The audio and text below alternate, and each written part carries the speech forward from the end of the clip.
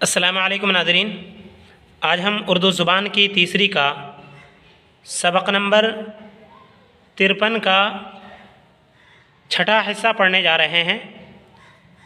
सबक नंबर 53 ज़राअत के सिलसिले में था। ज़राअत कहते हैं खेती को। खेती में जो जो काम होते हैं उनको बयान किया गया था। बैल को इसी तरीक़े से सरावन, मियाई वग़ैरह बताया था।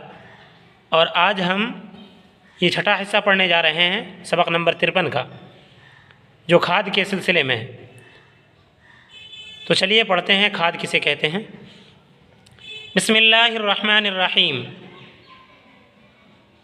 खाद।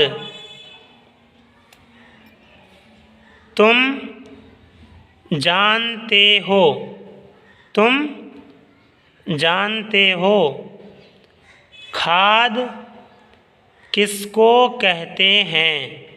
ये सवाल पूछा है, इसलिए सवालिया निशान, इंग्लिश में बोलते हैं क्वेश्चन मार्क। जी हाँ, खाद पौधे की ग़िज़ा है। नाज़रीन, एक बात और याद रखें, ये डबल जो कॉमा लगा रहता है इधर से और उसके बाद फिर इधर से बंद रहता है, इसका मतलब होता है कि यहाँ पर किसी बोलने वाले की बात को जूं का तूं नकल किया जाए या उसके माने मफ़हूम को नकल किया जाए तो उसको इस कौमा के अंदर रखा जाता है। जिसको जड़ें ज़मीन से लेती हैं, ज़मीन से जो चीज़, जो ग़िज़ा पेड़ पौधे की जड़ ले आ करते हैं उसे खाद कहते हैं। तुम जानते हो खाद किसको कहते हैं? जी हाँ, खाद पौधे की ग़िज़ा है, यानी पौधे का खाना है, खुराक है। जिसको जड़ें ज़मीन से लेती हैं, यानी यह ग़िज़ा पेड़ पौधे ज़मीन से लेते हैं।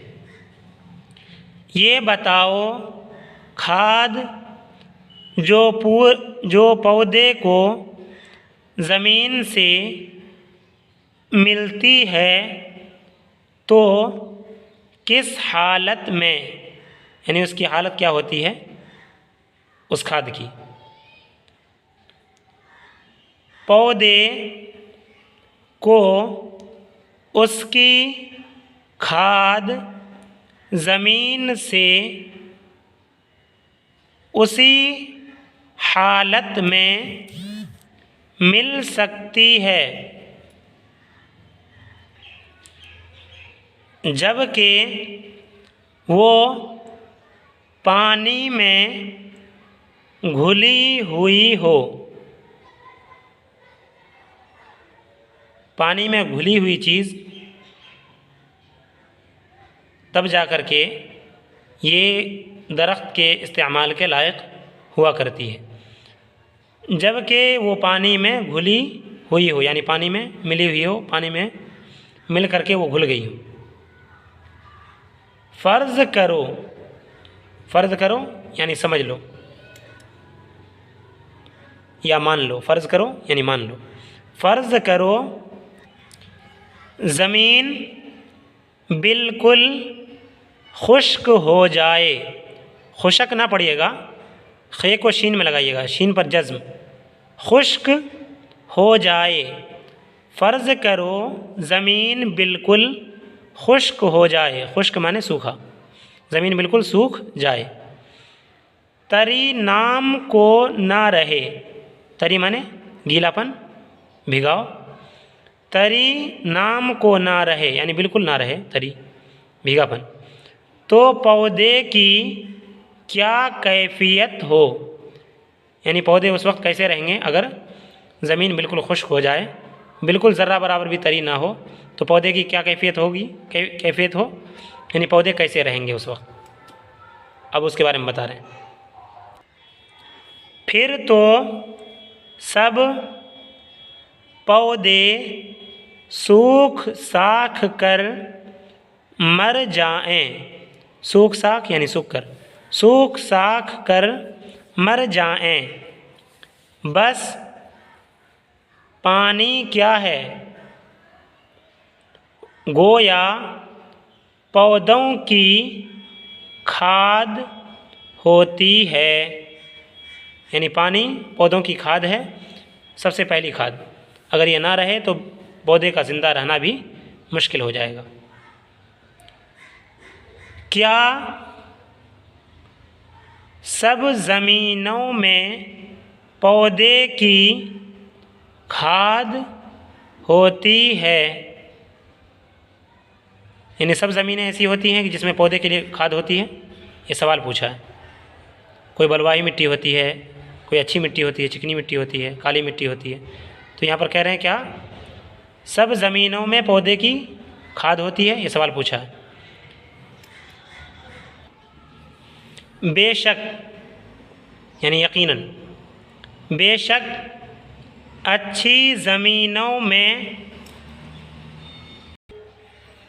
तो, बेशक यानी कि जिसमें शक ना हो, बेशक अच्छी ज़मीनों में तो ज़रूर होती है क्या, यानी खाद होती है, अच्छी ज़मीनों में तो ज़रूर होती है। उनको काबिले ज़राअत या खतार ज़मीनें कहते हैं। काबिले ज़राअत यानी खेती के काबिल, ऐसी ज़मीन को खेती के काबिल ज़मीन कहा जाता है, काबिले ज़राअत इसी को बोला गया है। या खतार, या शॉर्ट में बोलना हो काबिले ज़राअत तो उसको बोल देना कि ये ज़मीनें खतार हैं, यानी यहाँ पौधे ज़्यादा उगते हैं और अच्छी तरीके से उगते हैं, उसे कहते हैं खतार ज़मीनें। उनको काबिले ज़राअत या खतार ज़मीनें कहते हैं, यानी कौन सी ज़मीन को जिसमें खाद ज़्यादा हो, यानी पानी ज़्यादा हो। लेकिन बाज़ में नहीं भी होती, क्या नहीं भी होती, यानी कि खाद नहीं होती, बाज़ ज़मीनों में खाद नहीं होती, यानी खतार ज़मीनें वो नहीं हुआ करती हैं। उनको नाकाबिले ज़राअत या ओसर ज़मीनें कहते हैं। ऐसी ज़मीन को जिसमें खाद ना हो उसे नाकाबिले ज़राअत कहते हैं, यानी खेती के काबिल नहीं है, इसका तर्जमा हुआ। या ओसर ज़मीन है, यानी कि जिसमें खेती ना हो सही से, उनको नाकाबिले ज़राअत या ओसर ज़मीनें कहते हैं। ज़मीन में खाद कहाँ से आती है, ये सवाल पूछा है, ज़मीन में खाद कहाँ से आती है? मरे हुए पौधों से, पहली बात मरे हुए पौधों से, पहला खाद कहाँ से आता है? मरे हुए पौधों से, उनके हिस्सों से, जैसे पत्तियां हैं। मरे हुए पौधों से, उनके हिस्सों से, जैसे पत्तियां हैं। मिसाल के तौर पर मरे हुए पौधे यानी उनकी पत्तियां जो गिर जाती हैं और वो ज़मीन में मिल जाती है तो वो खाद का काम कर देती है। जानवरों के गोबर और मेंगनी से, जानवरों के गोबर, गोबर तो जानते ही हैं, मेंगनी कहते हैं भेड़ बकरी की नजासत को। जानवरों के गोबर और मेंगनी से, मरे हुए जानवरों के सड़ने गलने से खाद ज़मीन में जमा होती रहती है। इसीलिए देखा होगा कि लोग पेड़ पौधे के पत्ते पत्तियां डालते हैं और इसी तरीके से मरे हुए जानवर भी ज़मीन में घुल मिल जाया करते हैं और गोबर वगैरह भी लोग डाला करते हैं। और पहले तो बहुत ज़्यादा डाला करते थे, लेकिन आजकल तो उसकी जगह पर जो कंपनियों से खाद यूरिया वगैरह आता है लोग उसको डालते हैं। पहले लोग गोबर ही ज़्यादा इस्तेमाल किया करते थे और आज भी बहुत जगह लोग क्या करते हैं, ज़मीन में गड्ढे खोदते हैं। ज़मीन में गड्ढे खोदते हैं, वो गड्ढे को कहते हैं गड्ढे। फिर नबाती और हैवानी चीज़ें उनमें भर कर बंद कर देते हैं तो वो चीज़ें सड़ गल कर आखिरकार खाद बन जाती है। आखिरकार माने मतलब कार के माने आते हैं काम, आखिर माने आखिर, आखिरकार यानी आखिरी का काम, यानी बिल्कुल आखिर में क्या हो जाता है उसके बारे में बोला है। तो वो चीज़ें सड़ गल कर आखिरकार खाद बन जाती है, यानी आखिर में खाद बन जाती है।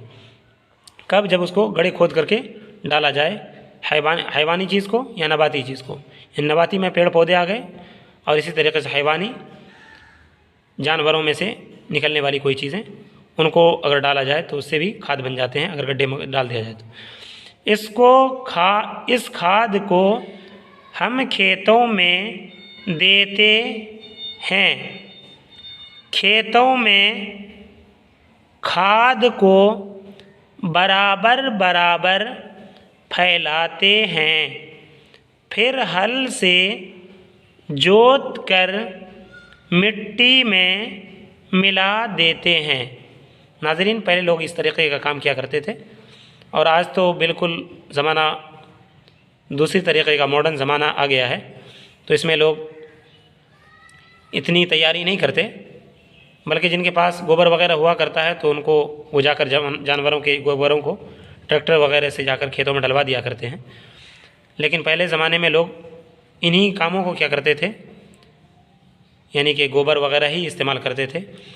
और आज कल तो अल्हम्दुलिल्लाह उसकी जगह खाद ने ले ली है, जो आसानी होती है इंसानों को और किसानों को भी। यहाँ लिखा है तम्मत बिल खैर। ये तम्मत लिखा है, अरबी लफ्ज़ है, बिल खैर भी। इसका मतलब हुआ, तम्मा के माने आते हैं मुकम्मल होना, खैर के माने खैरियत के साथ, अच्छाई के साथ। तम्मत बिल खैर यानी भलाई के साथ, अच्छाई के साथ ये किताब मुकम्मल हो गई, इसका माने ये होंगे तम्मत बिल खैर। इसीलिए देखा होगा कि लंबा लंबा सा लिखा रहता है किताबों में, तो इसके माने यही समझेंगे आप। जहाँ कहीं भी लिखा रहे तम्मत बिल खैर, तो आप ये समझ जाएंगे कि इसके माने होते हैं कि अच्छाई के साथ ये किताब मुकम्मल हो गई। तो ये ता का नुक्ता है जो चाँद की तारे की सूरत में दिया गया है, 2 नुक्ते, और ये ते का नुक्ता है, यहाँ भी ता का 2 तारे बना दिए गए हैं। यहाँ बाग को तारे से बताया गया है, और ये खा का नुक्ता यहाँ तारे की सूरत में, और यहाँ या का नुक्ता तारे की सूरत में दिया गया है। तो चलिए नाज़रीन, इस सबक को यहीं पर रोकते हैं, और अल्हम्दुलिल्लाह अल्लाह का शुक्र है कि आज उर्दू ज़ुबान की तीसरी मुकम्मल हो गई और बख़ैर व आफ़ियत हो गई। अल्लाह ताला का लाख लाख शुक्र है। आखिर में आप लोगों से यही दरख्वास्त करेंगे कि जितनी हमारी वीडियो है प्ले लिस्ट में जाकर के चेक कर लिया करें, ताकि आपको आसानी के साथ वीडियो मिलती रहें, और ज़्यादा से ज़्यादा वीडियो को फैला दिया करें। और इल्म के तई आप लोग जागरूक रहें, और पढ़ने वाले हों या पढ़ाने वाले, सब ये चाहें कि हम ज़्यादा से ज़्यादा पढ़ें और ज़्यादा से ज़्यादा दूसरों को पढ़ाएं। अगर ये नीयत हम सब रखेंगे तो इंशाअल्लाह सब लोग पढ़ेंगे, और फिर मुआशरा अच्छा बनेगा और तरक्की करेगा। तो चलिए, इस बात के साथ यहीं पर अपनी बात को ख़त्म करते हैं, अल्लाह ताला से दुआ करते हुए कि अल्लाह ताला मज़ीद आगे के कामों को हमसे अंजाम दिलवाए, ताकि हम ज़्यादा से ज़्यादा काम कर सकें और अल्लाह ताला हमें ज़्यादा से ज़्यादा सवाब दे। और ये भी गुजारिश है आप लोगों से कि आइंदा भी अब उर्दू ज़ुबान की चौथी इंशाअल्लाह हम शुरू करने जा रहे हैं, और उसको पढ़ेंगे। और उर्दू ज़ुबान की पहली छूट गई थी, उर्दू ज़ुबान की दूसरी भी और पहली भी, ये दोनों छूट गई थी, तो इनको भी इंशाअल्लाह हम इसकी भी वीडियो बना करके हम डाल देंगे। तो धीरे धीरे सारी वीडियो आएंगी, और आप लोग जागरूक रहेंगे। इंशाअल्लाह उर्दू लिखाई की मश्क भी इंशाअल्लाह हम डालने वाले हैं, बोर्ड पर इंशाअल्लाह उसकी वीडियो हम बनाएंगे, और आप उसे देख करके इंशाअल्लाह आप लिखना भी सीख जाएंगे। तो चलिए, इस सबक को यहीं रोकते हैं। अस्सलामु अलैकुम व रहमतुल्लाहि व बरकातुहू।